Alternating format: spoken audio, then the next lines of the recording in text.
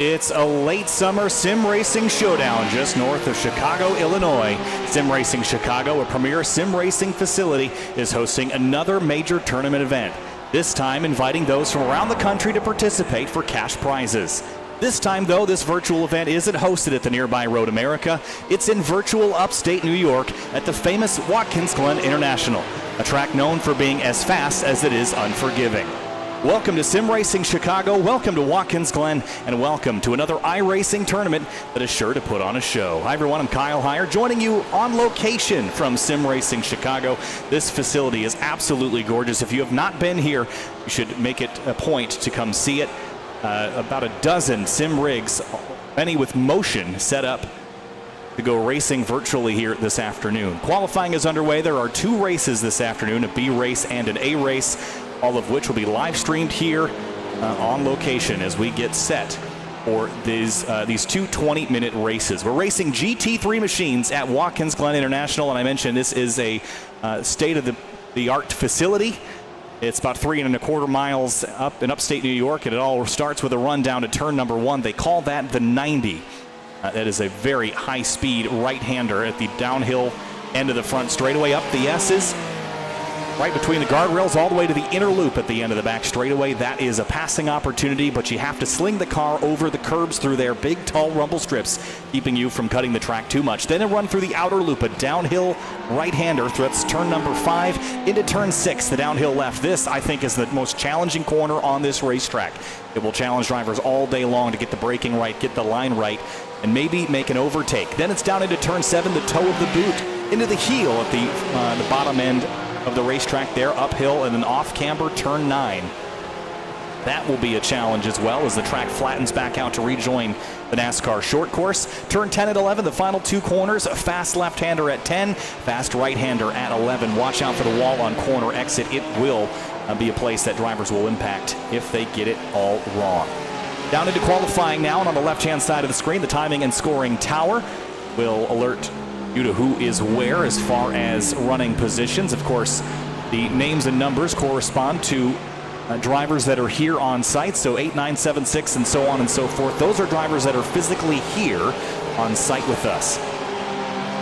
One of them, sim number 2, driven by Dimitri Pisios, who's one of the faculty here at Sim Racing Chicago, and his goal was to make it into the big show, the A race. Missed it by 1/10 of a second, but here he is in the white and red Porsche 911 GT3R. Again, we're running in GT3 machinery, cars that make just about 450 horsepower and have loads of downforce and can complete a lap around here in about 1 minute and 43 seconds or so at full tilt. We're going to see just shy of that, I think, in this session, but maybe in the next one it's going to get a little bit quicker. Two races split by their qualifying times. One was mostly full with the drivers that are joining us from home. This one is mostly drivers that are joining us here in the studio here at Sim Racing Chicago. So there's Dimitri Pisios in that number 2 car. The number 1 machine, that is Bill Witowski, the owner and operator here at Sim Racing Chicago. You see the livery, the blue and gold colors on his Lamborghini Huracan GT3 Evo as he accelerates out of the toe of the boot into the heel. We'll ride on board with him here as he dives into the heel of the boot, heads up the hill once again. This racetrack, Watkins Glen International, known internationally for being one of the fastest road courses in North America. And there's a couple key places that we pointed out already. The 90, that's turn number 1. You see it here. Leads you up into the S's where the guardrails close in, and they do close in. You'll be doing about $150 heading up the hill here, 140, 150 miles an hour, and then the run into the bus stop. Those big yellow and red rumble strips will keep you from getting too greedy. You have to sling the car through there to make speed as quickly as possible. The carousel we mentioned, this downhill right-hander. You see the Ferrari working its way through right now. Then into the boot section, added in 1971 to extend the course about a mile. Then into the toe. Again, this is a huge elevation change from very downhill to very uphill all at once. And a pickup for Christian Sverk in the number 4 machine. There he is in the number 4 Porsche heading up the hill. The Porsches so far have been the cars to beat. As far as I can tell, they've been rock solid in practices and the qualifying so far. And again, the GT3R 992 generation GT3, new to iRacing, new to the real world of racing as well. And watch this bus stop here, slamming over the curbs. You have to carry so much speed to make a huge portion of your lap time through that section. Thanks for joining us from around the world and from around the Chicago area. Again, I'm Kyle Heyer, joining you live from Sim Racing Chicago. And again, sights and sounds from the facility here, kind of bathed in purple light. It is a really neat facility to hang out in. See the live stream up on the top there. Time remaining in the session, just underneath that Saybelt logo there in the middle of the screen. And one driver is joining us from his home sim. That's Byron Hayes in the number 3 McLaren. Now, we don't see a whole lot of the McLarens anymore. This is an MP412C, so it's a slightly older generation McLaren model. But known for shooting flames out the tailpipes, and you're going to see that again as he accelerates down towards the toe of the boot. Watch the flames out of the tailpipes right there as he gets off throttle. You could cook a marshmallow or 3 on the back of this thing. But currently 6th is Byron Hayes. Looks like he's not on a flyer right now. Other drivers that are joining us here in sight. Part number 9. It's Elvis joining us in this tan and beige Porsche 911 GT3R. He accelerates out of pit lane. It's the Fred Flintstone's Porsche 911 GT3. Love the livery on this car as he climbs up the hill. Arthur is in the number 6. There he is in another orange Porsche 911. And up through the S's here. Again, one of the fastest sections in North American road racing. Right on board over the shoulder here of Arthur as we head down into the bus stop. Again, watch the curbing here on the right. Car's going to pop up on the right side, then on the left, then on the left, then on the right. It's such a rhythmic section that carries speed. You have to be aggressive on those rumble strips, and the Porsche has been the best at that so far today. In sim number 10, it's Thomas Martinez. There he is in the Mercedes-AMG GT3. I guess it's just the Mercedes-AMG GT3, the Evo generation model, the newer of the 2 Mercedes-AMGs. Front mid-engine and a naturally aspirated 6.2-liter V8 under the hood of this car. It makes great noises.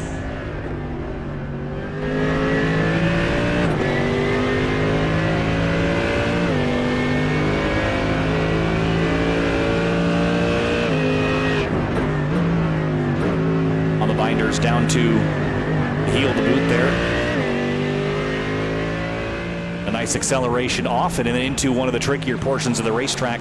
This is turn number 9 where it rejoins the short course that NASCAR uses when they visit this facility. They'll be there next week in the real world. But this week we're in Sim Racing Chicago running the virtual Watkins Glen International. And there's Thomas Martinez working his way around the final corner here and getting really close to this wall. You have to get up onto the rumble strips to maximize the distance. But still Camille on top in the number 1 car. It's sim number 8, Sam Robbins behind the wheel of the 2nd place Porsches. There's some cars strewn about in the S's on the uphill.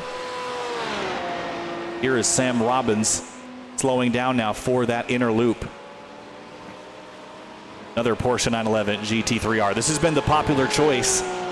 The new car to iRacing, again, new to the real world, but exceptionally well balanced with an engine in the rear. Not a lot of weight on the nose of this car, so it can push, but it trends to a bit more stability than it does to rotation, like something like the Mercedes-AMG would. Really tight out of turn 6 for Sam Robbins. Breaks his way by Camille, who's slowing down there on the toe to the boot. So just 3 minutes remain here in qualifying. This will set our running order for the first of our 2 races here today. And on the brakes again for the heel. Other drivers joining us again. We haven't mentioned Ramiro Trejo yet in the number 7 rig. Here he is alone in the Ferrari 488 Evo. This is a mid-engined turbocharged V8 car and probably one of the most beautiful GT3 cars ever designed, only surpassed maybe by the newer generation Ferrari 296 that has replaced it in GT3 competition. Nice line there, though, for Ramiro through the inner loop.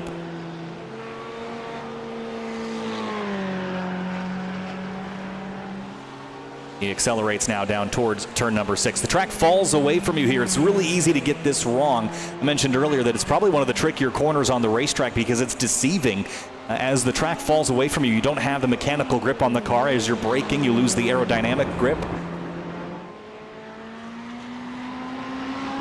SRC3, again, we mentioned Sim 3 is Eric Pilipchuk behind the wheel of this famous livery, the T-Rex Porsche. Seen this car in person. It is as striking in person as it is in the sim.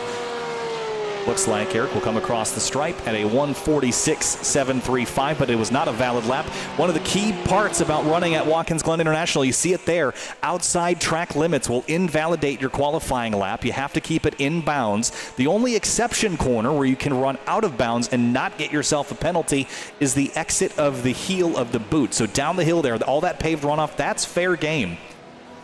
But everywhere else, you have to keep the car in the lines or touching the yellow and red rumble strip. So on pole right now, it's Camille by about 1/10.5 of a second over Sim 8. That's Sam Robbins behind the wheel, as we mentioned before. There he is as he climbs up towards the top of the boot and rejoins the full course here and then heads towards turn number 10. And let's listen to see if he lifts. It's going to be just the slightest of lifts here through turn 10.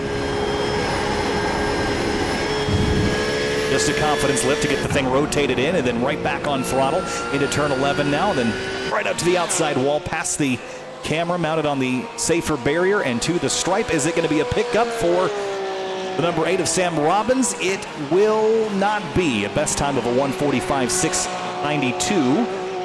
Still about 1/10 of a second behind Camille in the number 1 Lamborghini as he lets some traffic go by.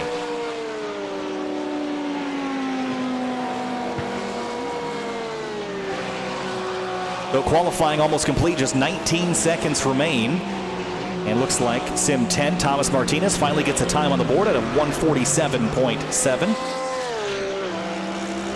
But he'll need to do a little bit better than that. 38 thousandths of a second off of Sim number 3, piloted by Eric Pilipchuk.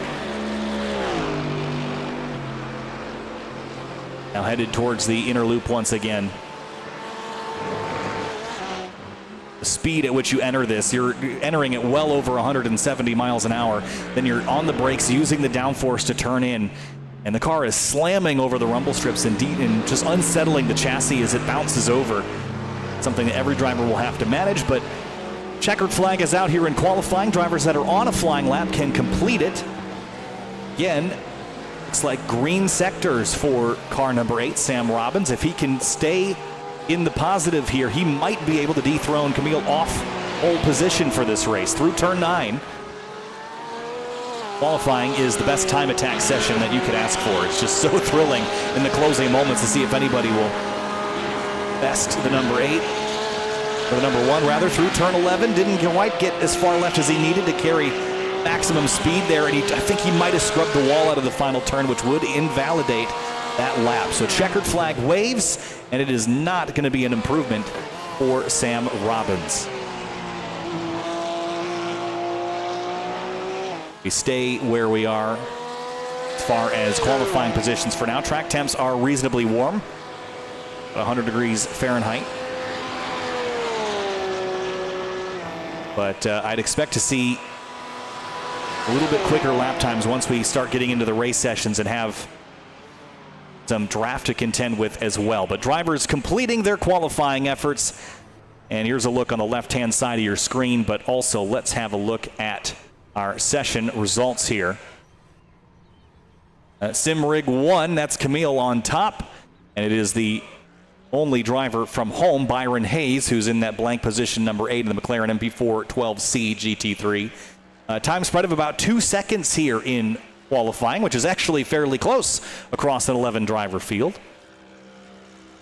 And in just 30 seconds, we will go racing from Watkins Glen.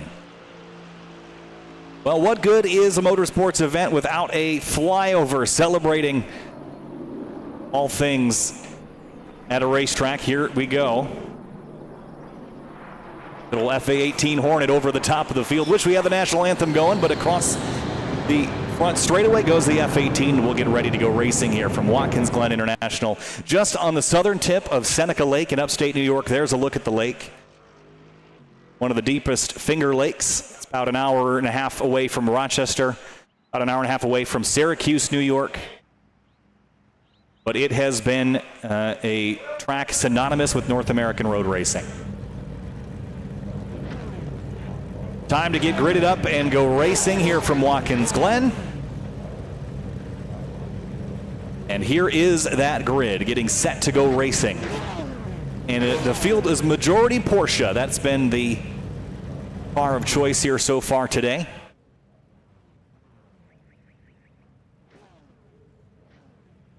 And thanks for joining us here on location from Sim Racing Chicago. Here's a look at it.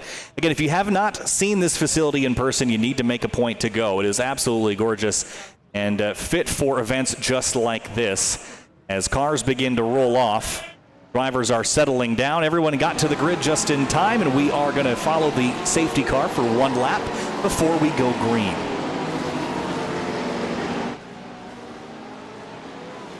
Warm up those tires, warm up the brakes. As far as the car selection here, all are Porsches with 3 exceptions. One, the leader, the pole sitter, Camille, in the Lamborghini Huracan GT3 Evo.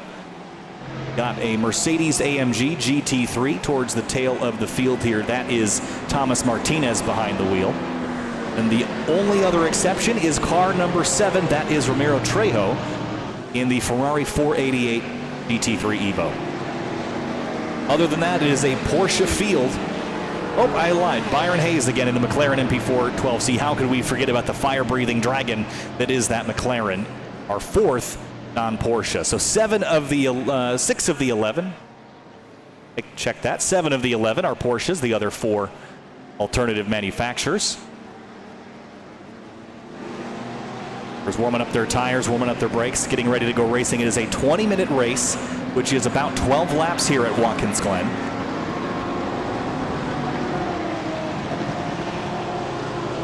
Drivers getting set to go here. Here's a look at them through the outer loop. Turn 5. And once again, let's go through your qualifying order. On the front row in the number 1 Lamborghini, it is Camille Witkowski behind the wheel. Alongside him in the number 8 is Sam Robbins in that green and black Porsche. Row 2, it's car number 2, Dimitri Dicios behind the wheel, and alongside Christian Sverk in the number 4 Porsche. Row 3, it's car number 7, Ramiro Trejo, alongside car 6, Arthur Preitka behind the wheel. Row 4, it's sim number 9, Elvis Rusens behind the wheel, and then it's Byron Hayes, our one and only driver competing from home in the number 3 McLaren. Row 5, it's car 5, Patrick Kowalski. And then it is sim number 3, Eric Pilipchik, followed by Thomas Martinez. That is your starting lineup here for this first of the races here this afternoon, this Sim Racing Chicago special event. Thanks for joining us, whether you're here in person or whether you're at home watching. And for those that are racing up next, maybe there's some things to learn about the track, about the racing, about the racers. Up the hill and rejoining the NASCAR short course, that Porsche safety car is going to peel off here in just a moment and leave the field in the hands of Camille in the Lamborghini. The naturally aspirated V10 is going to come to life. And it is the calm before the storm here on a blue sky day at Watkins Glen International. Thanks for joining us one more time. Here they come. Through turn number 11. It is time to go racing from Watkins Glen, from Sim Racing Chicago. Here we go, the tournament about to get underway, waiting for that green flag to fly, and there it goes. Green flag flies, and we're racing in Sim Racing Chicago. It is a frantic start. Everybody 3 wide on the run down to the first corner. Look out, big dives, and there's contact, and the 7 car gets turned around and into the wall, and with them the 4 goes as well. That is Christian and Ramiro. They are involved, but they head up to turn 2. The rest of the field gets away clean. So big dramas on the opening moments here. We'll check back in on a replay of that in a little while. But for the top spot, it's now the 8 car that settles into second. Sam Robbins, who started on the outside of the front row, has a look here on the 1 of Camille into the bus stop. Late breaker for the 1, but he's in too deep. He's in way too deep over the curbs, and that'll be a slowdown penalty he'll have to serve. Where can Sam Robbins find a way around? He's going to have to go to the inside here as they sweep through the outer loop. And here comes... Wow, that's the number 3 machine, Eric Pilipchuk, into the mix. Big dive on the outside as Dimitri Pisios watches on at his white Porsche. It's a frantic scrap up front here for the lead. Here comes car number 8. Sam Robbins takes the lead away from Kamil Witowski, who's serving that penalty. And then Eric Pilipchuk in the Tyrannosaurus Rex Porsche right in front of Kamil, slots in head in the Porsche. Kamil's got that penalty served. Big dive, and there's a little bit of contact, maybe crossover, and Camille's through back to second. Pisios watches on in the number 2, and just behind, it's sim number 9, Elvis Rusens. That's that tan Fred Flintstone's Porsche. He's got Dimitri to the inside here through turn 10. Dimitri has to shallow up the line. Drops the tires on the curbing, but gets away nice and clean. Lap 1 is complete. The only major dramas were those on the initial start. Lap 1 complete. Sam Robbins leads the way down into the first corner. Camille tries to run him back down. That is a great battle for the top spot. And in behind him, 6 and 5 going at it. That is Patrick Kowalski in the 5, and Arthur Peitka in the 6. And through comes Byron Hayes, the driver from at home, up the inside of the number 6 machine, tries to slide his McLaren in, and he's sideways and in the wall. And just like that, Byron Hayes has found some damage on his McLaren MP4 12C. And for the lead, once again, Camille hounding the back of Sam as they work their way through the outer loop. Shallower line for Camille on corner exit. That will allow Robbins to pull away slightly, and Dimitri Pisios has had a problem. Let's have a look at it. Just got on the rumble strips there and just got a little bit wrong.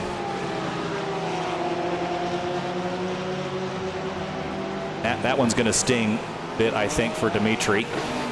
He's back to position number 10 as we jump back to the lead battle. Sam Robbins and the 1 of Camille, they lead Porsche, Lamborghini, Porsche, your top 3, green, black, green, followed by the tan Porsche, sim number 9 here on site, Elvis Rusens.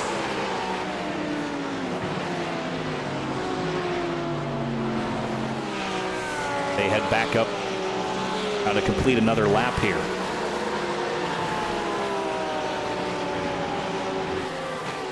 There's a great look at the on-site action here at Sim Racing Chicago.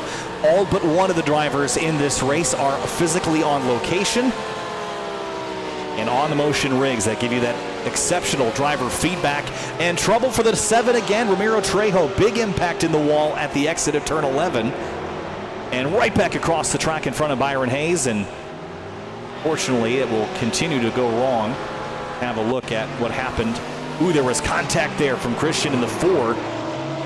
It sent the Ferrari up around. He almost had it saved and then came back across the road and into the Armco barrier. Great lead battle up front. 3/10 separate them. Camille working that gap back down right over the shoulder here.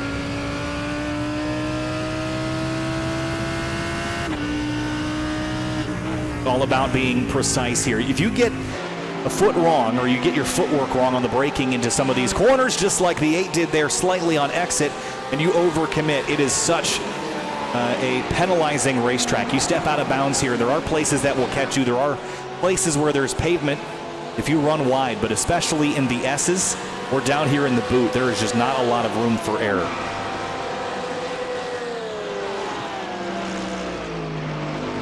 The race continues here with 15 minutes to go, and the lead battle is still on, and more trouble for Pisios in the number 2. He's in the grass down there at the toe of the boot, and through goes the 7 of Ramiro, who's on a bit of a recovery drive after incident himself. And back to 6th place. This is Arthur Peitka and the 4 of Christian Sverk. And just behind that, Patrick Kowalski. Let's ride on board with Patrick as he closes in on this battle for 6th place. Excellent run out of turn 11. He's going to have a look here at Christian. Looks to the inside. Christian leaves the door open so far. Nice fair racing up until this point. Big dive on the brakes, though, for the 4. And leaving turn 1, a good launch. That's a critical corner to get right. You're on throttle here for a long time in a GT3 car. Leaving turn 1. The top spot, though, still remains very, very tight. These two, slide. The 1 out of control and into the wall hard at the exit of the bus stop. The driver that was on pole and was chasing in 2nd place has found his way into the wall and in a big, big way. He's going to lose 3 more spots to that battle for 6th I mentioned earlier. But here is what happened. Duke Camille just gets up on the curbs. First one was all right, but the second one got the car unsettled and then slams into the tire bundles there. That was a big hit. That will be a costly mistake. And and the tires are now really hot. The Pirelli's potentially overheated. Through goes the 3 of Byron Hayes, who's going to tag the 1 as well and gets clobbered by the 2 of Dimitri as well. So that just goes from bad to worse all in 1 lap. How quickly things can change at a track as fast as Watkins Glen. The 8 leads the way, though. It is Sam Robbins behind the wheel. And in 2nd place now, it's sim number 3, Eric, who started a bit deeper in this field, 10th place, 2nd to last, and has made this car work to his favor. He's now up into 2nd place and then into 4th. Look at who we've got here. This is sim 10, Thomas Martinez, who also started towards the tail of the field, dead last in this Mercedes AMG, and has put it to work.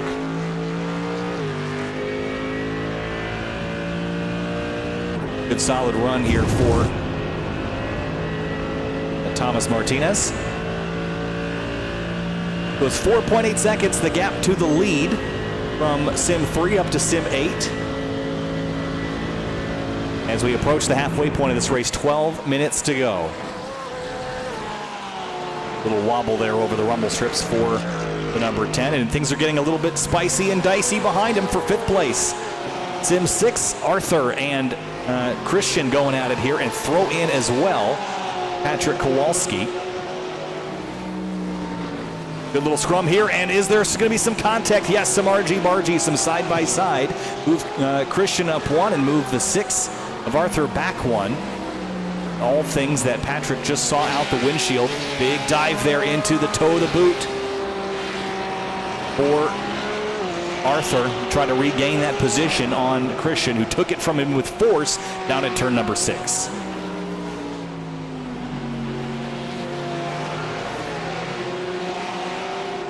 This battle continues to be the closest one on the racetrack. It rages on for what is going to cycle to be 5th place.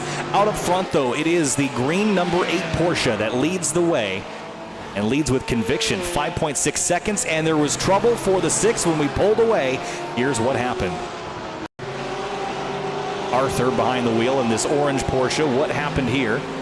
Maybe just got the braking a bit wrong. Dove in there pretty hard, and maybe it's on throttle right there. Yeah, you see the brake lights come on, shifted the weight forward and then into the wall. That's easy to do, and especially in the Porsche where you're relying on all that rear weight. The second you kind of stand the thing up on its nose, leaving a corner, it's not going to want to cooperate with you and slide back into line. So it just stepped away on Arthur there and paid the price. That will shift the closest battle now between these two. Byron Hayes in the 3, one of our at-home participants, and the 7 of Ramiro Trejo in the Ferrari. His day did not start the way that he planned, with crash in turn number 1. Fell back to dead last and now is on the middle of a recovery, trying to run down this 3. And the big advantage for those that are at home is that they're familiar with their equipment, and most of them are probably also not on motion rigs, which tends to make you a little bit more distracted in some instances by some of the motions and things. So it can be almost robotic to climb behind the wheel of a non-motion rig And in a way, there can be an advantage there, but more of the circumstances that you're familiar with your equipment, you're familiar with the rig, and all these drivers here had time to acclimate. They would be just as fast, but it's all about being comfortable behind the wheel, whether in a real car or a sim car. The leader's out of control at turn 10 and into the wall. And that will change the lead over to sim number 3. That's Eric Pilipczyk behind the wheel. He will take the lead away as Robbins just got it all wrong. Here's a look at it. Just got wide up onto the rumble strips, and not a lot of grip on those versus the pavement right there. It was already sideways before he got to them, but wasn't able to catch it as the car went up onto the rumble. So that was a big mistake that's going to cost him 6 spots. He falls back now to 7th place. And it will shift the lead to the number 3 car.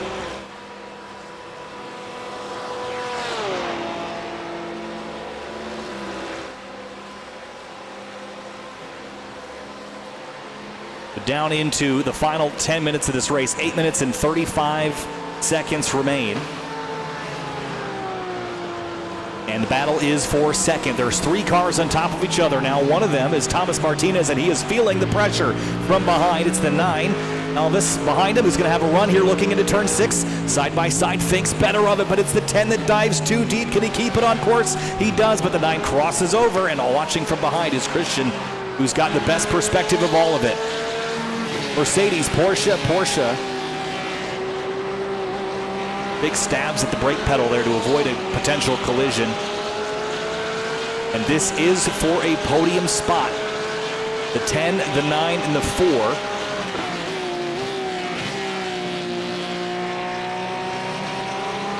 Now leaving turn 8.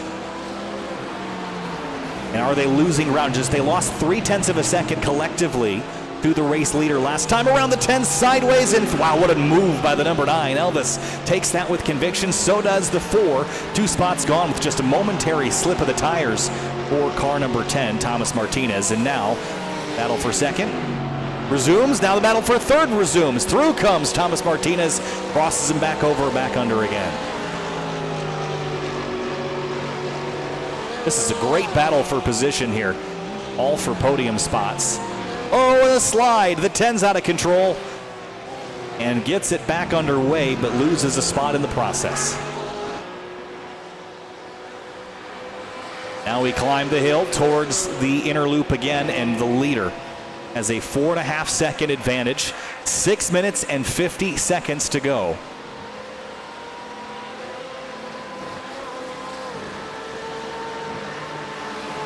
And now the battle shifts to 4th place. Martinez on the hot seat again, the 5. Patrick Kowalski hounding him, and then bring in the 6 of Arthur, who had that spin a couple of laps ago. He wants back into the mix as the 2 ahead of him get very close indeed through the outer loop.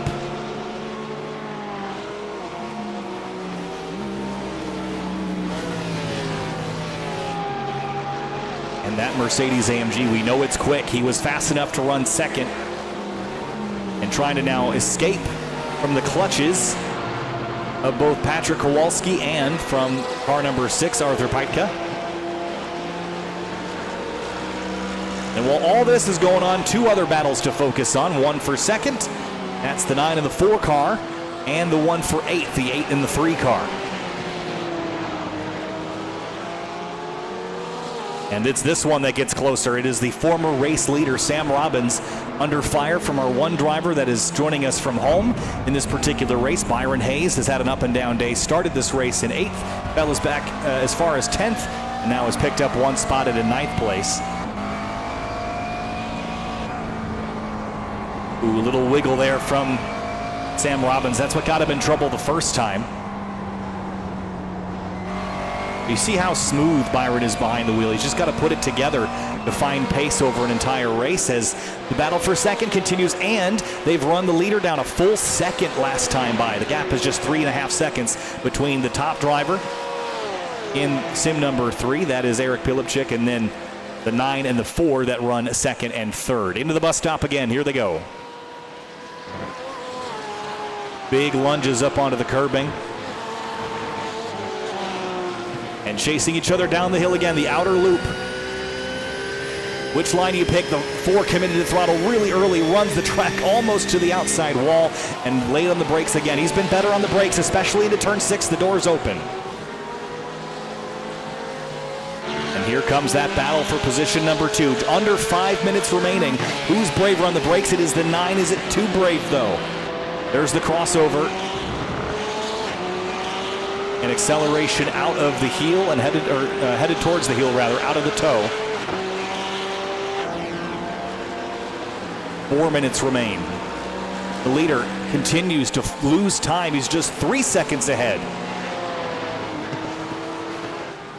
There is your race leader. It is 2.9 seconds between himself and that fierce battle for second that rages on. The embers still glowing and restoking the action we saw at the beginning of the race with 3 drivers wide into the first corner. Ooh, maybe a little bit of contact there. Big slide from the 4. Can he save it? Not quite. And he spins around. And that battle for second will fizzle as the next one rages on through. That is Thomas Martinez, Patrick Kowalski, and Arthur Peitka that work on through. Now, there's the 4, still losing ground. The 3 of Byron Hayes right in behind him. And up the S's again. There should just be 2 laps remaining next time by. Look at the 4 way wide at the exit of turn 2. He almost ran wide. Look out. Big run here from the 3. He's in the slipstream. He's going to think better of it and I think sit on this opportunity to pass. Bus stop, though, you have to be so precise through here. The McLaren does not like the curbs in the way that the Porsche does. And you see it there, the payoff for the Porsche. Skateboarding over the tops of the curbs like they're not even there. Now on board with Ramiro Trejo in the Ferrari 488. Again, they started with an accident at the first corner.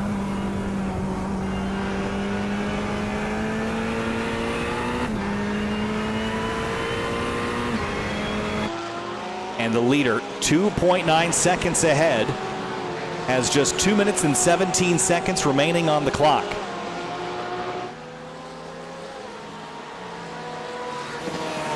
Through turn 10, out to the rumble strips. That's where the leader lost it last.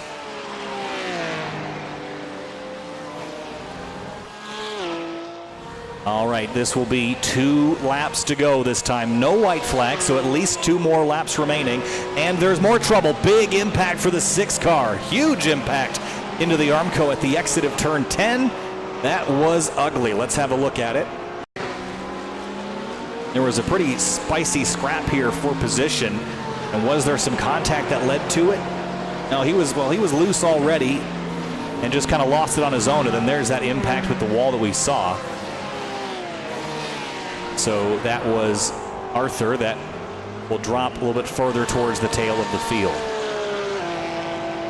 So whether or not the leader can drive away unnoticed, that is the challenge for Elvis behind the wheel of this Fred Flintstone's number 9. He better get pedaling because he's got to run down this 11, or I guess this 3 car, in just a lap and a half. All the while this battle rages on, just 2.2 seconds between them. It is a 3-horse race for 3rd place.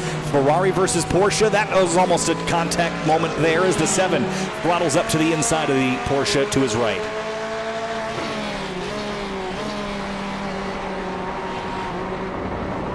And just ahead of them, it's the 10, Thomas Martinez, who has fought from the back to the front and then from the back to the front again.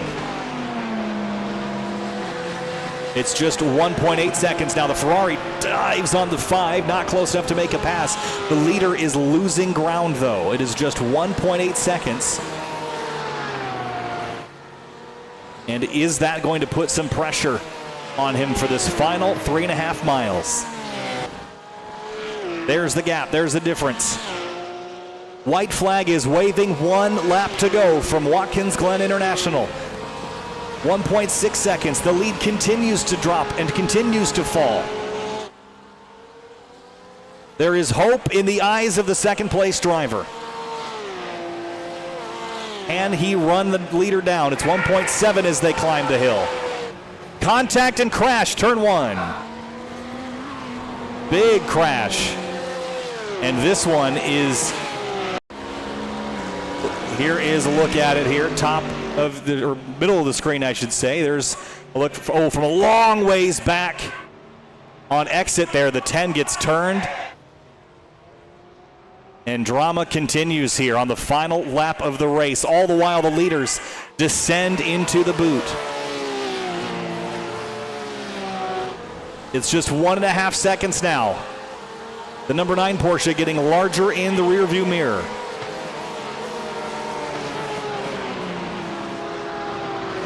Half a lap remains, maybe less, a third of a lap remain, and there's still more battling going on. Byron Hayes in the home-driven number 3 McLaren, all over the back of the number 5.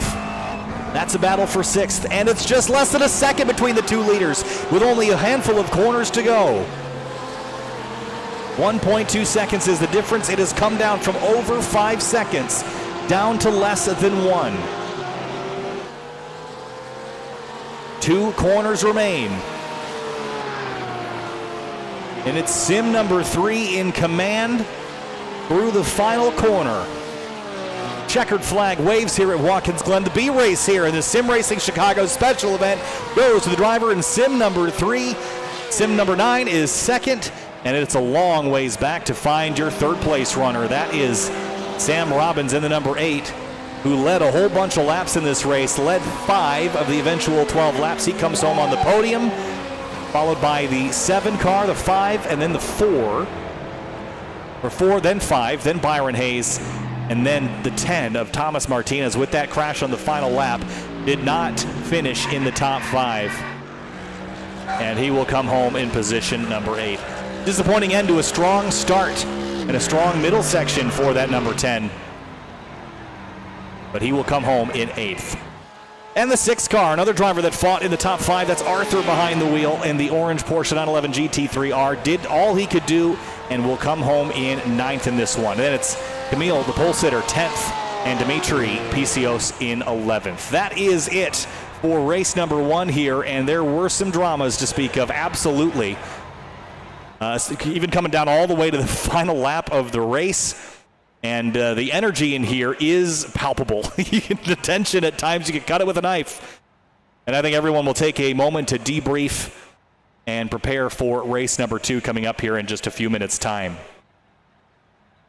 So let's go back. I think we can go back and have a look at some of the big moments from this race. Let's go back and have a look at the very start of the race. Here is the crash at turn number 1. You see that 7 gets turned into the 4, and that was the first of a couple. A little bit later in the race, there was this accident here with the 3 of Byron Hayes. Got a little bit loose, a little bit wonky coming up the hill. Right there, gets squeezed, gets the turning a little bit wrong and bounces off the wall once, twice, and gets it back straight. Then lap number 2, a little bit later in the lap, there was this.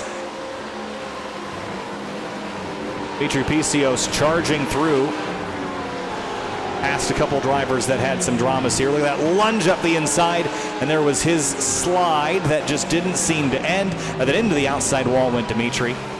Lap 4, this was the big one. The driver that started on pole that led a couple of laps of this race, charging to try to run the leader down.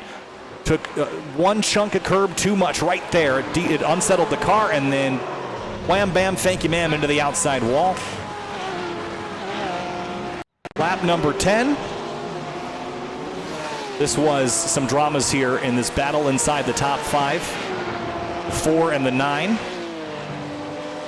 Right here, watch this send there. The 4 gets sideways and almost has it saved. Has the wheels back to the left, overcorrects, and slips and slides. Then the big drama. This was coming to the white flag lap. This is the big drama here. Watch on exit. It's the 10 leading, the 5 trailing.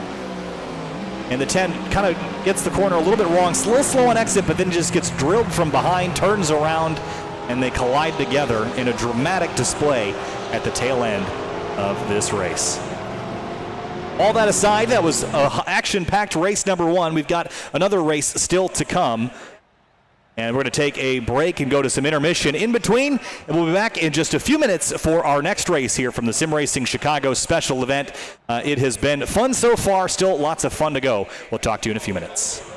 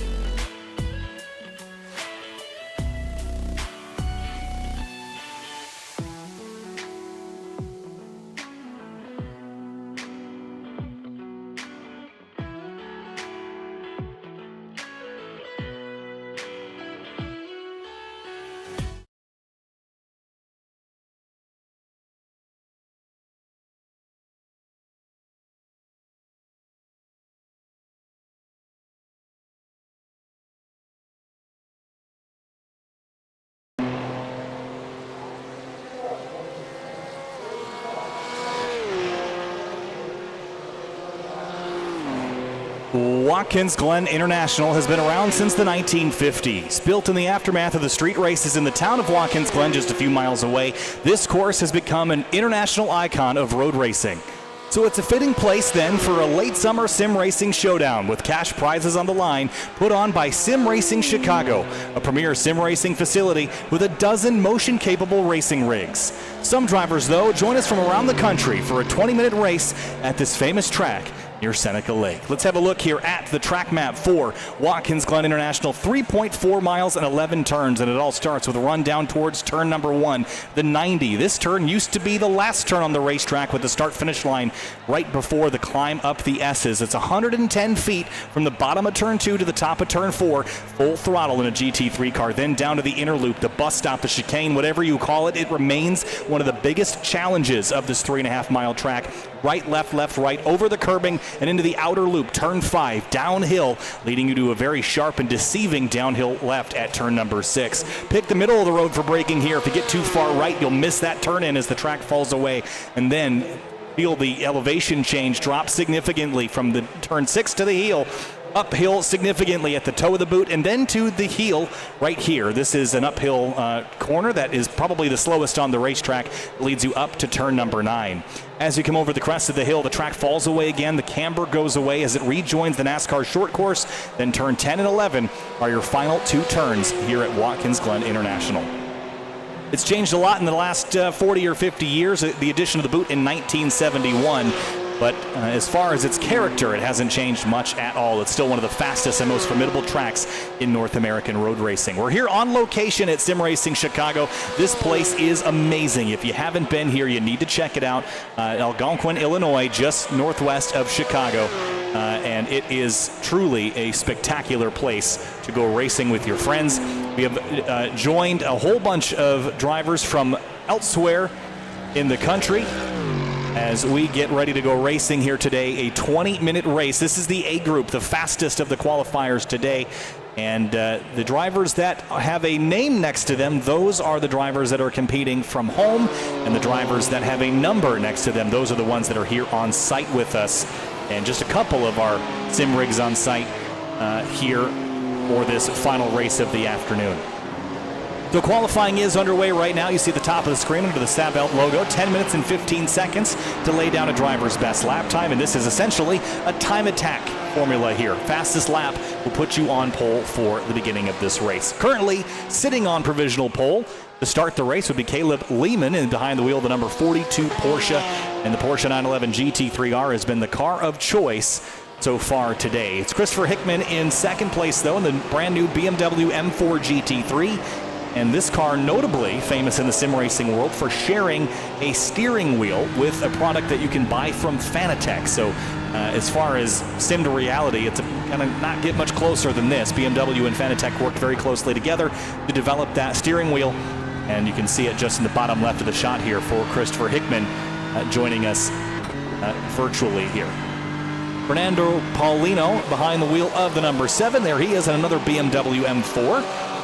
And Devin Brock in the Mercedes-AMG GT3 Evo. Now, perhaps not the best knife for this gunfight here today. It is, for how it sounds, you would think that the Mercedes is a straight line missile, but in real life and in the sim, the reality is this car is much better suited to direction changed racetracks. Think Sonoma, think places like NOLA Motorsports Park, tracks that offer a lot more in the way of direction change, slowing and stopping, but they don't really perhaps do as good on the straightaways as things like the Ferrari, the BMW, the Lamborghini. That's really where the advantage of those cars will come in.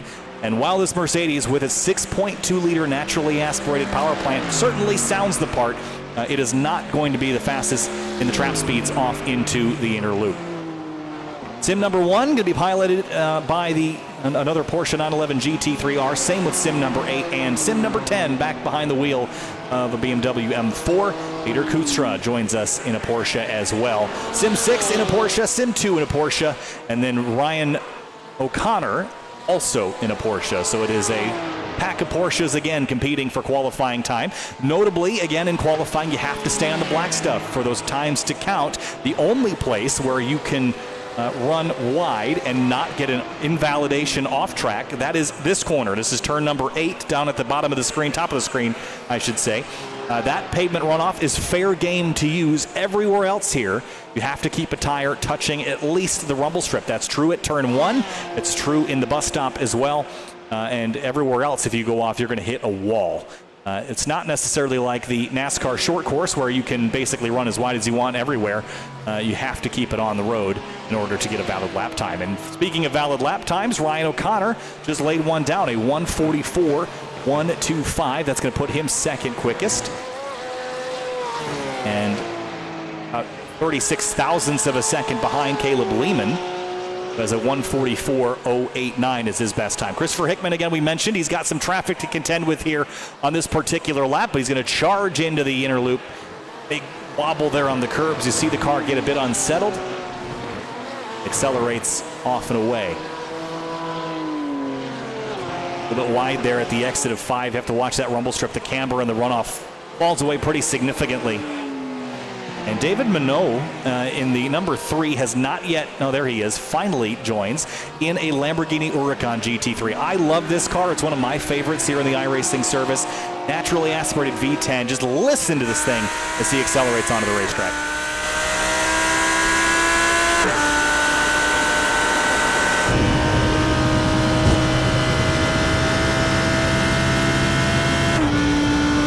Shares a power plant with the Audi R8 GT3 that it will be discontinued for the 2024 racing year. No more Audi GT3 competition across the world. The cars that remain will be purely customer efforts. And Ryan O'Connor top of the board with a 1:43.898, takes provisional pole by nearly 0.2 of a second. This driver is on it. He has been one of the fastest drivers all afternoon so far in the practices and the qualifyings, and he has put up a pretty stout lap time in this session as well. Caleb Lehman in the 42 still runs second. Then it's Christopher Hickman and then Fernando Paulino. Fernando goes third quickest and beats Hickman by 12 thousandths of a second that time. Uses all the road as long as he's touching rumble. That's fair game. And that was an exceptionally quick run through turn number 1. When you leave turn 1, you get back on the power and you don't lift for probably 20 to 30 seconds. I know in about a 210, 220 horsepower car, it is 30 seconds of on throttle time all the way down into the inner loop here. So you really have to carry good speed leaving turn 1. It is critically important. Dave Minot in the Lamborghini getting set up for his flying lap.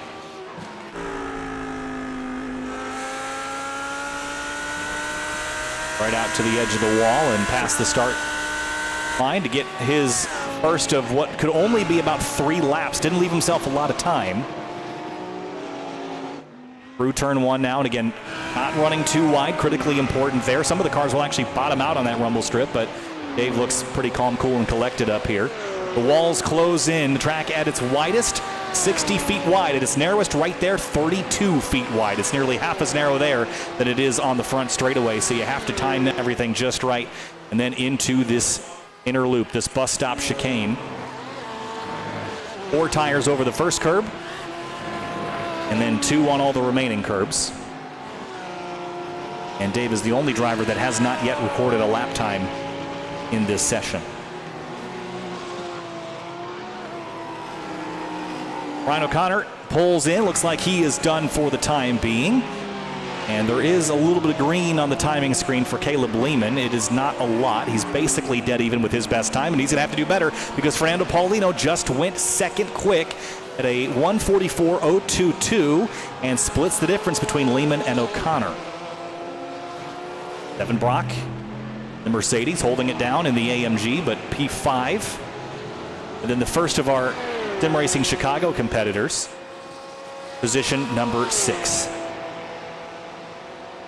Best lap of a 45.139, about 61 thousandths better than driver on Sim 8 right now. Peter Kutstra got a little bit of a late entrance to the session, and he could be one to watch here. 0.3 down on his best of a 1:45.6, but let's not count it out. The Porsche is certainly quick enough to find some time. Big clobber there on the curb on the right going into the bus stop.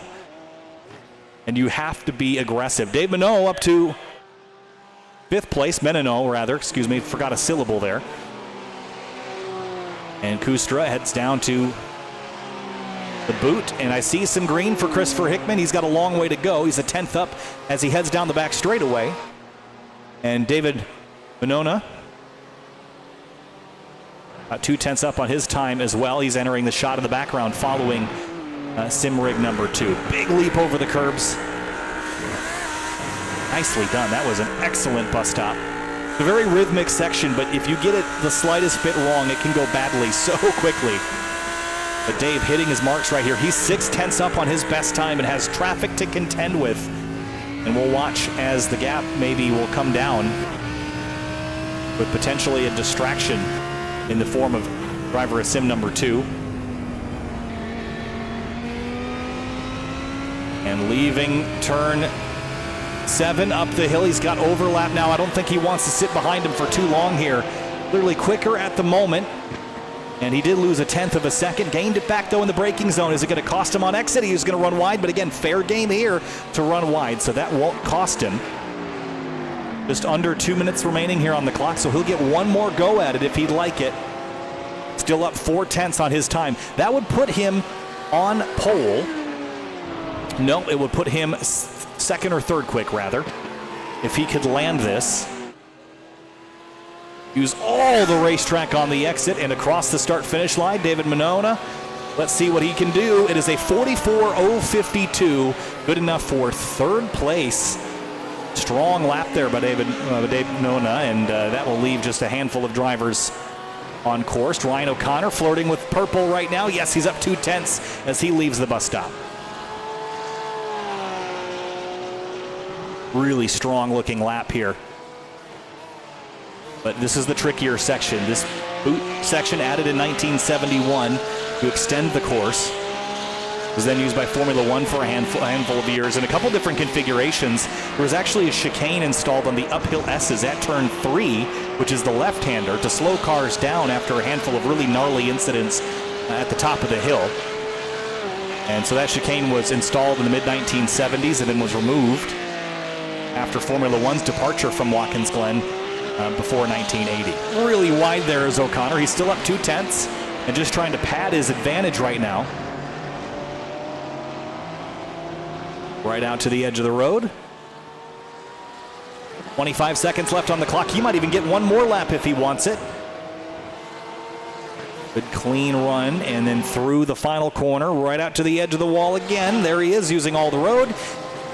10 seconds left. He will get one more lap should he want it, but he did not go faster, and by the slimmest of margins. He just ran a 1:43.899. His best lap prior, a 1:43.898. That was about as close as it's going to get. Incredible consistency for Ryan O'Connor as the checkered flag flies. And Dave Monona did not go faster that time through. Fernando Paulino is on a better lap at the moment, but he would need nearly a 1/10 and a half to go to the top of the board over Ryan O'Connor. Into the toe of the boot in the BMW. This is, again, one of the newer cars at GT3 competition. Not a small car. BMW has never, well, I guess since the Z4, has only really entered large cars for competition. Think back to the M6 GT3, the M8 GT endurance car, and now the M4 for the GT3 class. But long wheelbases and heavy weight has kind of been the story with these BMWs, but what they have in weight, they make up for in power. Fernando Paulino still up 3/10. If he is up actually 3/10, this could be a pole run. Oh, he's in the wall. Final corner. Bounces off the wall and throws it away. And had a shot to run for pole, isn't able to get there. Other drivers on green laps, well, everyone else is done. Here's the driver sim number 10 up a couple of tenths. Final corner here. This will be coming to the checkers for this BMW. And needs to beat a 1:45.2 to go quicker, and he will not. The qualifying is complete here from the Sim Racing Chicago special event. Here's a quick look here at the qualifying results. Well, at least without the names. Let's go back to the ticker on the left-hand side. O'Connor, Paulino, Monona, Lehman, Hickman, your top 5. Then it's Brock, followed by the drivers on Sim 1, 8, and 10, 7th, 8th, and 9th. Then it's Peter Kutstra in 10th place. Then Sims 6 and 2 that round out the rest of your qualifying order. Mentioned earlier, Watkins Glen International, just a couple of miles away from Seneca Lake, one of the Finger Lakes in the Finger Lakes region of upstate New York, one of the deepest of the Finger Lakes, and it is glacier carved. This whole area is absolutely gorgeous. If you've never been, you should make a point to go, just like you should make a point to go to Sim Racing Chicago. There's another look at the facility. Gorgeous, lit up in LEDs, and there you go. Everyone's having a good time here this afternoon. It's a gorgeous Sunday, and we're spending it sim racing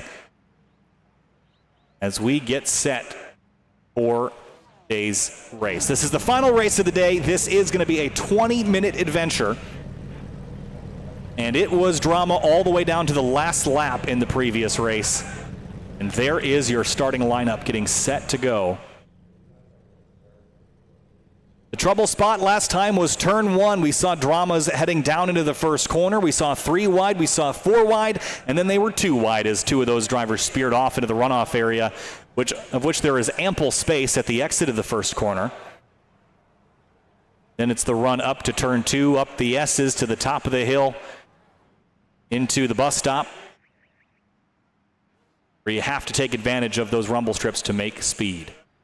All but Peter Kutstra has joined the grid now, and that means that we are just under a minute away from doing our 1 required pace lap before we turn them loose. And Watkins Glen International, well, the town of Watkins Glen, population 1,800. When NASCAR's here, that skyrockets to over 100,000. This track was built as configured back in 1958. Of course, it's changed a handful of times. The current configuration, 3.4 miles, about 5.5 kilometers, and 11 turns. Depends on how you count them, but 11 is the number we all stick with. And 32 feet between the Armco, right about there, from wall to wall, at its narrowest point. So we are at Sim Racing Chicago. Again, this is a really neat event. They've done these a couple of times. I was happy to be here earlier in the year when we ran one at Road America, the National Park of Speed. Got a chance to visit Road America a couple of weeks ago with Grid Life in conjunction with the NASCAR Xfinity Series. Had a blast and was reminded of how awesome that racetrack is, but so is this one. And we're pacing for 1 lap around Watkins Glen. Get those tires and brakes up to temperature. You're going to need them in 1 lap's time. Thanks for joining me here again. I'm Kyle Heyer from Grid Life and from BT World Challenge America. Pleasure to be with you here on the Sunday afternoon. A little matinee racing action going on here. Most of the drivers in this field are competing from their home rigs.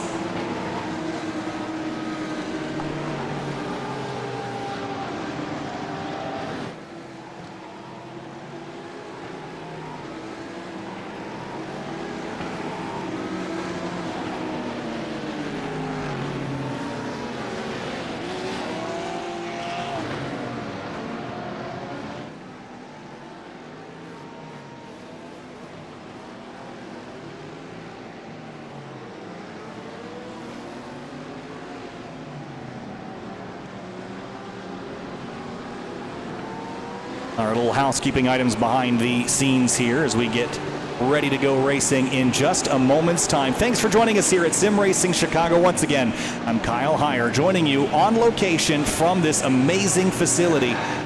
And you can see the drivers in their chairs, in their seats. There's a look at the purple lit LEDs illuminating the drivers that are about to go to work here. And there is bragging rights on the line, but there is also cash prizes on the line, and everybody wants to win those. It got messy at the tail end of the last one. Drivers leaning on each other. The room exploded with energy on the tail end of the previous race. And while some of the drivers in this race are not competing here physically, we can imagine the same will happen at their homes. Starting lineup for this race, on the first row, it is going to be the number 95 of Oh boy, that was not what I wanted to do. So that is very loud music, so apologies for that. But let's try that again. But on the front row, it's going to be the number 95 of Ryan O'Connor. He will start alongside Fernando Paulino on the outside of that front row. Then it's going to be Dave Monona in the second row, Caleb Lehman in row number 2. Then it's Christopher Hickman in the number 11. He starts in 5th, and Devin Brock starts 6th in the number 12. Then it's Sim number 1, driven by Anthony Stella, starting in 7th. Sim 8 is Stuart Nelson, starting in 8th. In position number 9, we've got our Sim number 10, Peter Kutstra, starts in 10th place. Then Sim 6 is Michael Molesky in the number 6 machine, followed by BJ Alvarez in the number 2. That is your starting lineup here from the Sim Racing Chicago special event from Watkins, Glen, New York, and from here in Illinois. Thanks so much for joining us. It's time to go racing from Watkins, Glen. The field gets stacked up, and they're ready to go for 20 minutes. GT3 machines letting loose in the virtual hills of Watkins Glen. Green flag flies, and we're racing already. And it's a frantic start, and look at this. 3 wide on the run down to turn 1. Can they keep it all straight this time? Oh, that's very tight indeed. So far, so good. Well done, everybody. Clean turn 1, despite the frantic action on the run down there, and it is still tight on the run up the S's. You can't go through here side by side, but they're going to try a big slide from Stuart Nelson. He gathers it back up, though, as we head side by side down the back straightaway for the top spot. It is over, but for 3rd place on back, it is frantic. Oh, one car misses the bus stop. It's Caleb Lehman. He had to miss the bus stop. He will have to give up some time. Was it Lehman or was it? Yes, it was Lehman in the 42. So he will have to give some time back. All the while, Ryan O'Connor has the top spot. He has the advantage, but it's Monona 2nd, Fernando Paulino in 3rd. Then it's Hickman, Brock, Lehman, Kutstra, and Stuart Nelson. Ooh, a little bit of a check up there in the background. The 6, Michael has to bail out, and the 2, BJ Alvarez, watching all of it from the tail of the field.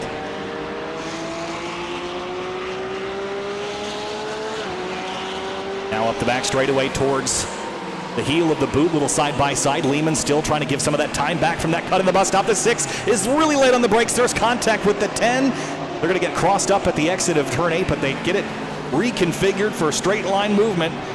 And now the 2. Still watches on. A little bit of sim on sim battles here. A little contact with the 1. That's Anthony Stella, and the 8 of Stuart Nelson. They've gotten it sorted, but lap 1 goes to Ryan O'Connor. He is the leader on the first of what will be about a 12-lap race. Battle we're watching, though, is, I think, going to be this one.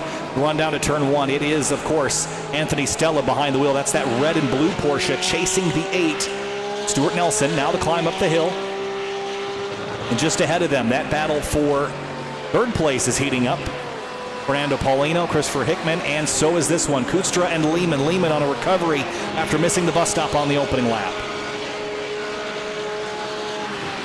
Stays in behind the 79. Big lunge over the curbing. And a lunge up the inside at turn 5. Caught Kutstra sleeping, and they're going to run door to door through the outer loop. Nice racing room given there, and the 79 chops the nose on the run down to the turn 6. Lehman slides, crosses over, couldn't keep it there, and he straightens it back out. But the 2 drivers that just went by, the 1 and the 10 and the 8, as Lehman loses it again. And 2 times in 1 lap, he's gone out of control. But I think if we go back and look at it, it was a little bit more to it than that. I think he just kind of got pinched and ran out of room and kind of bailed onto the grass versus take out his competitor. So I'm sure he'll remember that, put one in the memory bank. And racing, and especially the relationships you build in racing, they are all a bank, deposits and withdrawals. And that was a deposit for Caleb Lehman, and he might make a withdrawal a little bit later today. Into turn 11, lap 2. O'Connor leads by a 1.5 seconds, but it's all about lap time now. Who's going to be able to run him down? O'Connor just ran a 43.8, 0.3 quicker than the next quickest driver, so he continues to pad that lead. Everyone keeping it on the black stuff this time, and a much cleaner initial start to this race than the last one. We got through turn 1 3 wide. Everyone still pointed the same direction. Here's your race leader, 1.3 second advantage. Look at that thing take flight through the bus stop. That was wild. And have a look at this on the run here down into the bus stop. Watch this car again as we go back to the replay here. Watch this thing take flight. Turns in, leaps over the curbs. That's 4 tires airborne there for the race leader, the 95 of Ryan O'Connor. Certainly not holding anything back at the moment. David Monona, Fernando Paulino, Hickman, 2, 3, 4, all pretty tightly combined. And then you have to jump back. Oh, there's trouble for BJ Alvarez down at turn 6. And that is a pretty big hit there for BJ. And here's how it happened. Again, I say turn 6 is such a deceptive corner. Just carries a little too much speed there and just gets onto the inside grass and then right into the outside wall. And if nothing else, it's going to cost him time. And back to our scheduled battle between the 8 and the 1. That is Stuart Nelson and Anthony Stella. Once again, Anthony trying to move his way by and could not do it.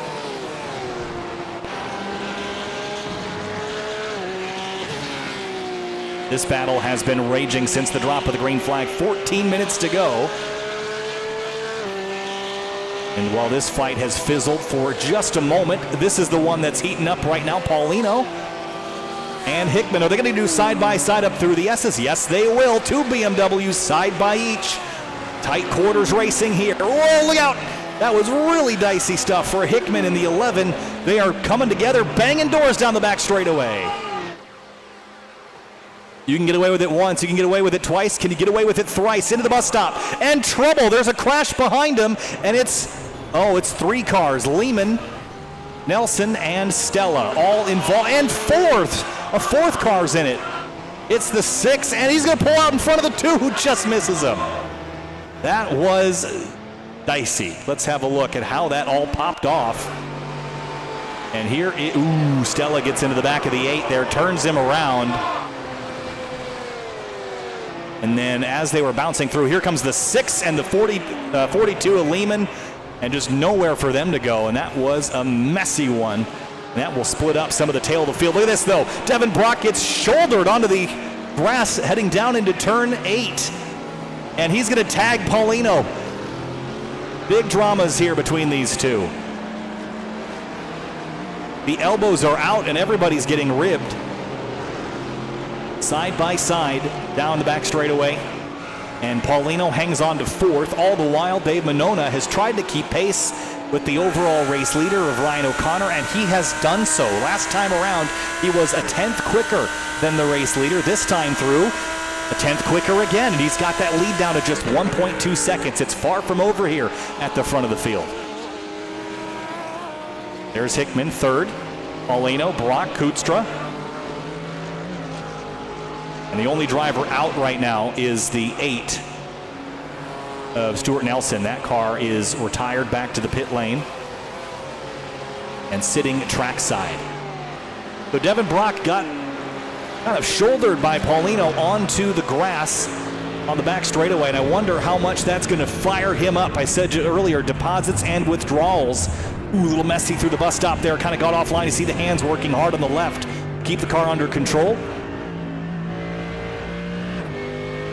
Devin Brock maybe remembering how much physicality he had the last time around and aiming to go a little quicker than Paulino. Last time by, he was 0.8 quicker than the number 7 BMW ahead of him.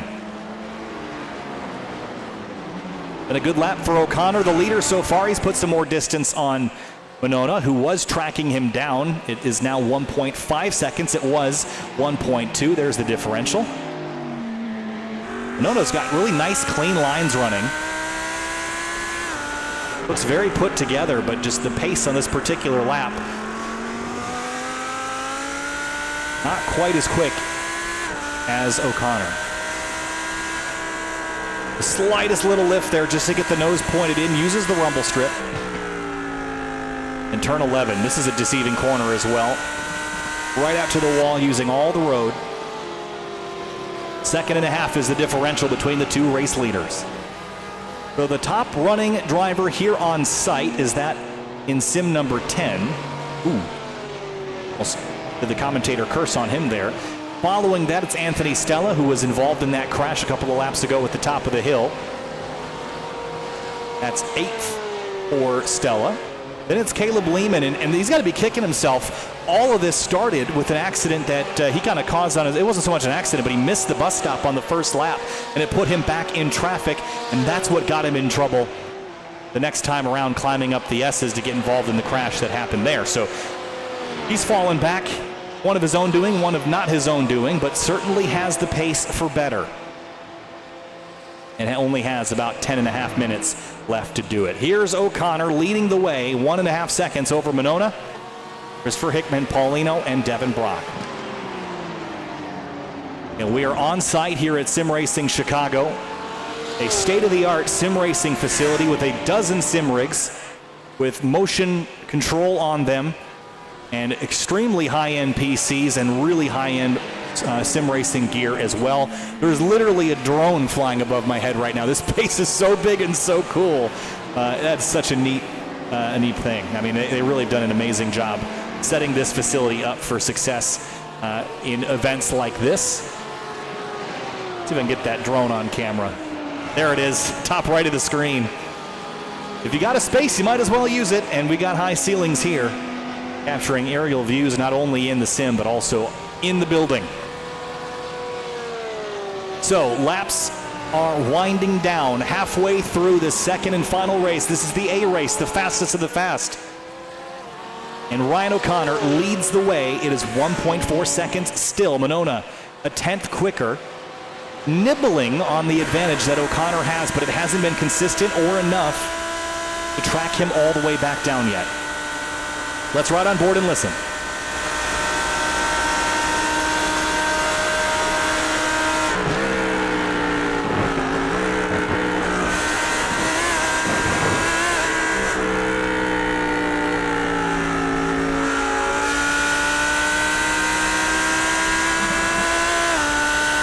Pushing and trying to find any time he can.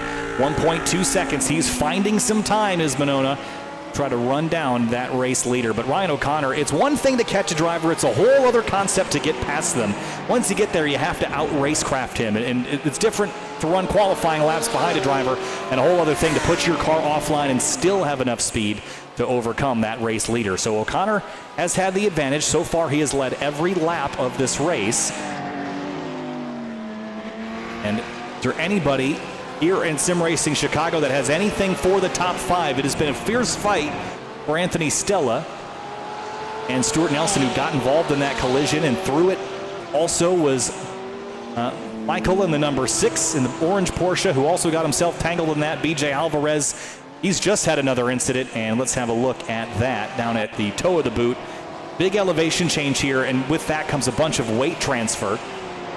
Had the car toss in a little bit fast, and all that weight in the rear end just kind of swung around like a pendulum, and around he went.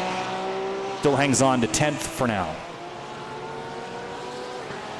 Third place getting a little closer. Hickman and Paulino, they went door to door up the S's a couple of laps ago. It was Hickman that held off Paulino for the fight. There's that differential.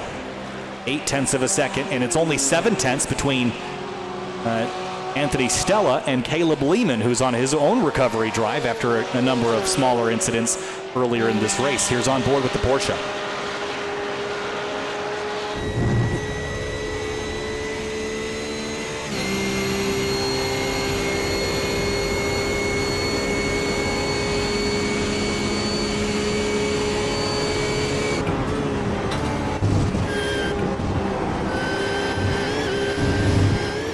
Well done. Well, good line through there. This is the 992 generation Porsche GT3R, and with it comes a bunch of electronics changes, aerodynamic adjustments, and it is a much better car than the previous generation car was, which is concerning for all the other manufacturers because the previous Porsche was already one of the winningest cars in GT3 competition, so only setting themselves up for a good future if they didn't have one already. Other new cars, again, we mentioned the BMWs. These are relatively new to GT3 competition as of last year. And the Mercedes-AMG GT3 Evo. This car is also fairly new. Changes to the front fascia and electronics. Devin Brock, the only driver piloting the Mercedes at the moment.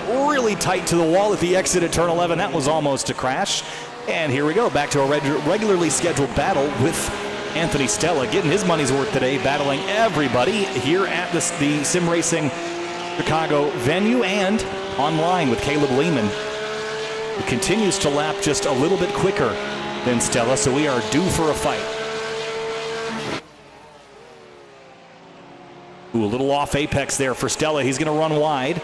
Lehman carries really nice speed, and we'll have the slipstream following in the draft up the hill. This is a pretty critical area to find speed, because if you can get alongside a driver by the bus stop, you will basically outduel them and dare them to drive deeper into the inner loop. Here comes Lehman with a run. Is he going to look left? Yes, he will. Side-by-side battle here into the bus stop. Who's going to win it? Stella hangs on. But how much longer can he cling to it? 8th place, still under fire, and 3rd place, getting closer every lap. And let's not count out the leaders. It's 1.1 seconds between O'Connor and Monona. And Monona is in drafting distance now, 1 second back. It's not incredibly strong that far back, but he's in the mirrors close enough to be a factor in the final 3 laps of this race when we come back around. This is the fight we're anticipating the closest, though. Lehman and Stella for 8th. Late on the brakes. Didn't quite get down to the apex there, and while Stella was a bit more conservative, he was able to get back on throttle that much sooner and top down as they rejoin the short course here used by NASCAR. Camber falls away, and the car will kind of wash out. Too much throttle, too much steering, you're going to be spun around and in the wall here. Here's a run from Lehman up the inside at turn 11. He dives, they collect each other, and the one's going to shoot off and slam the wall. So does Lehman. That was an optimistic dive, but they will both continue, this time positions traded. Have a look at it again. Got in there. I don't know if they had overlap or even wanted it really, but by the time they turned in, they were colliding. They will continue to fight for 8th place. Looks like Lehman's actually given the spot back potentially. Brought back into 9th as the 42. So that leaves us battle for the lead and the battle for 3rd as your closest fights with 3 laps to go. Next time by will be 2 laps to go. Ryan O'Connor has the advantage. It's just 1 second clear of Monona, who has been just thrashing this Lamborghini Huracan GT3 Evo. He is close, but no cigar just yet. 0.8 of a second. You see that differential on the timing and scoring on the left-hand side of the screen.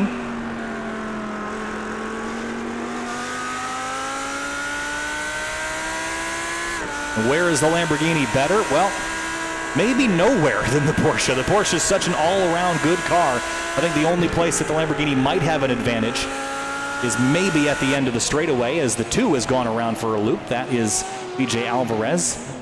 Spun in the inner loop. 0.8 and shrinking, though, is that differential. They head into the 90. And O'Connor now has to contend with the mental aspect of having that Lamborghini grow larger in the rearview mirror.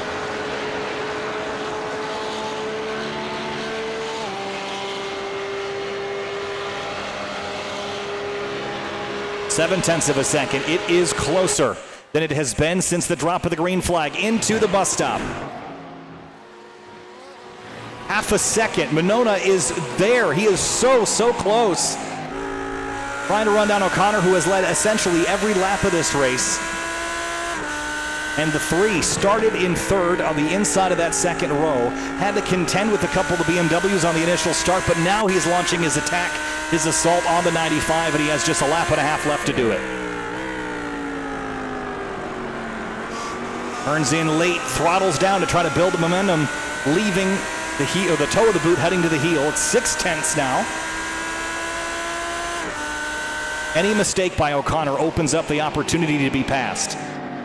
No mistakes at turn 8, though, if just a bit conservative. The 3 runs wider.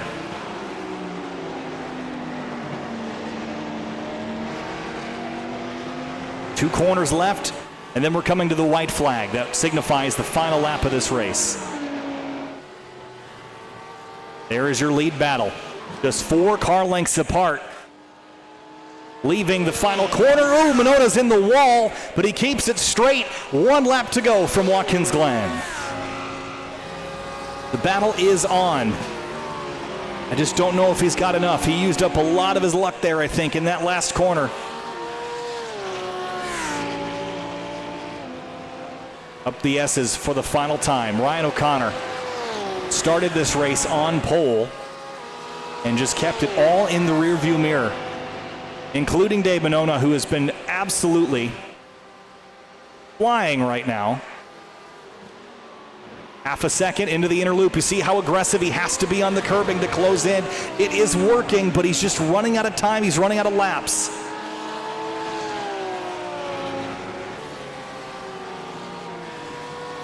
Passing opportunities dwindling here. The boot is such a tricky section to overtake in.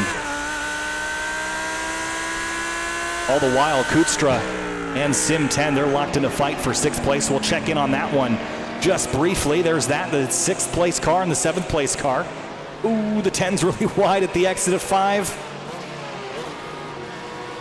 But half a second remain between Ryan O'Connor and David Minona.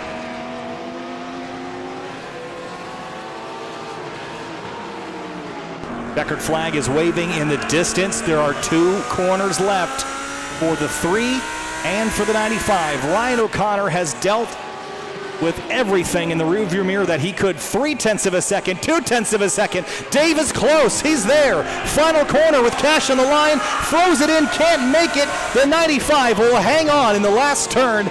Ryan O'Connor wins at Watkins Glen. The 3, valiant effort, couldn't do it. Christopher Hickman, 3rd place. Fernando Paulino, 4th. Devin Brock will be 5th. And then we go back to this battle for 6th place. Peter Kutstra and Sim 10. One last lunge, throws it into the wall, but can't get there. And then in 8th place, final corner for Anthony Stella, who had the pace to run up front, but didn't have the luck to do it. Got involved in a collision in the S's. He's 8th place. Caleb Lehman in the 42 comes home in 9th. And the last running driver in position number 10 is Michael in the number 6.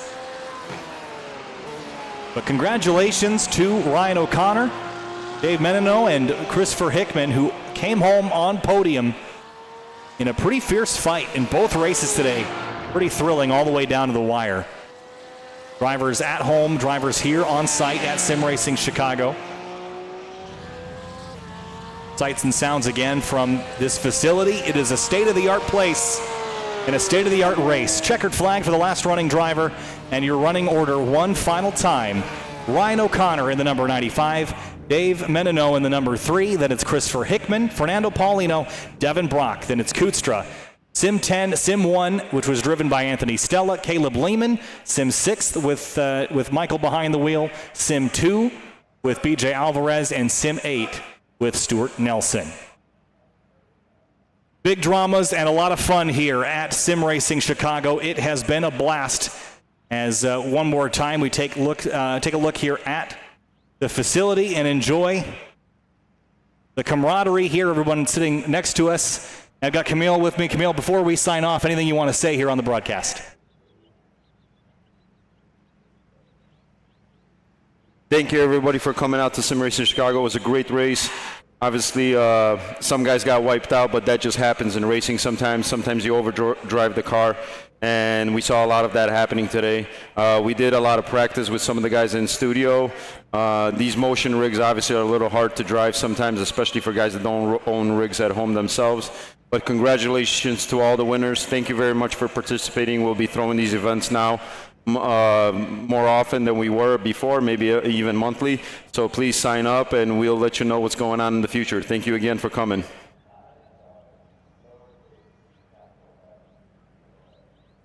All right, and thank you again, Camille, for putting on this and being here and supporting the sim racing community, both in person and on the sim at home. Thanks again for joining us here today. It was a pleasure to be here.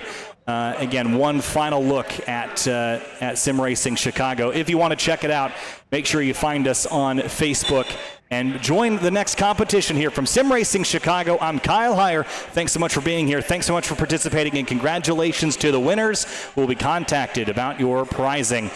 We'll see you next time here from Sim Racing Chicago in Algonquin, Illinois.